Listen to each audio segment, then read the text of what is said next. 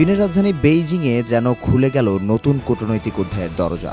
এক বৈঠকে মিলল একের পর এক চমক। বাংলাদেশ থেকে মিয়ানমার হয়ে সরাসরি চীন পর্যন্ত ইকোনমিক করিডোর করার প্রস্তাব দিল বেইজিং। শুধু তাই নয়, একসঙ্গে ১৩টি কৌশলগত চুক্তি, ১৬ দফার যৌথ ইশতেহার এবং নতুন নিরাপত্তা সংলাপ, সব মিলিয়ে বাংলাদেশ চীন সম্পর্ক পৌঁছে গেল নতুন উচ্চতায়।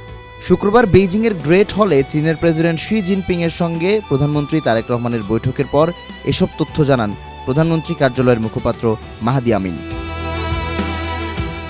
সবচেয়ে আলোচিত বিষয় ছিল নতুন অর্থনৈতিক করিডোর। প্রস্তাব অনুযায়ী বাংলাদেশ থেকে মিয়ানমার হয়ে চীন পর্যন্ত একটি বিশাল বাণিজ্যিক করিডোর গড়ে তোলা হবে। এর মাধ্যমে তৈরি হবে আঞ্চলিক বাণিজ্য, যোগাযোগ ও পরিবহন ব্যবস্থায় নতুন সম্ভাবনা।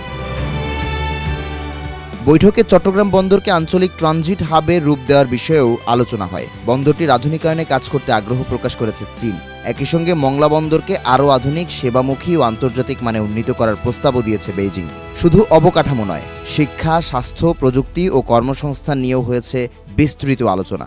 বাংলাদেশের শিক্ষা ব্যবস্থায় তৃতীয় ভাষা হিসেবে ম্যান্দারিন শেখানো, কারিগরি শিক্ষার সম্প্রসারণ, শিক্ষক প্রশিক্ষণ এবং প্রয়োজনীয় অবকাঠামো গড়ে তুলতে সহযোগিতার আশ্বাস দিয়েছে চীন।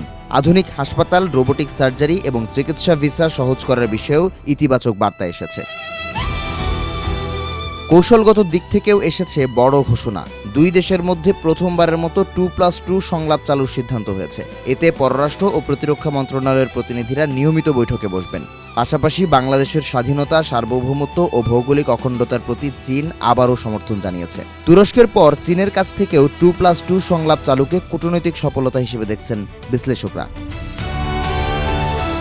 মাহাদি আমিন আরও জানান, এই সফরে দুই দেশের মধ্যে 13টি কৌশলগত চুক্তি স্বাক্ষরিত হয়েছে, যার মধ্যে রয়েছে বাংলাদেশ বিনিয়োগ উন্নয়ন কর্তৃপক্ষ এবং চীনের উন্নয়ন সংস্থাগুলোর মধ্যেও একাধিক বিনিয়োগ চুক্তি।